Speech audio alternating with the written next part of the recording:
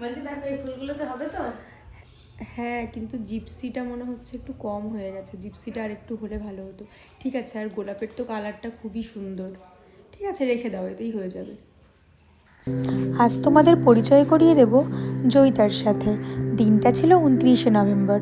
সেদিন বোধহয় গণ রিসেপশনের দিন ছিল। খুব সকাল সকাল আমি বেরিয়ে পড়েছিলাম একটা আশীর্বাদ লুক করব বলে। জয়িতা, হ্যালো। তোমার তো আজকে আশীর্বাদ। হ্যাঁ, কি পড়ছো বলো?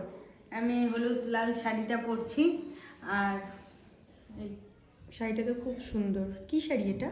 গাদোয়াল এটা। আচ্ছা আচ্ছা, বলো কেমন সাজতে চাইছো? সিম্পলের মধ্যেই সাজতে চাইছি। স্কিনটা একটু গ্লসি ফিনিশ আসবে। আর চুলটা তুমি যেমন, হেয়ারস্টাইলটা তোমার যেমন ইচ্ছে তেমন করো, আমার মুখের সাথে যেটা যায়। আর আই মেকআপটা তুমি তোমার মতোই করো। ঠিক আছে, চলো দেখি তোমার ইচ্ছে পূরণ করতে পারি কি না।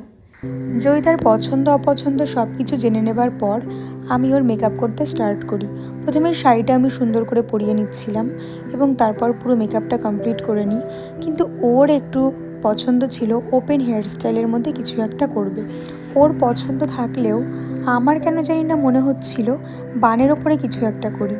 ওপেনটা বোধহয় খুব একটা ভালো লাগতো না। তো যাই হোক, আমি এভাবেই ওর চুলটাকে সেট করে দিয়েছি।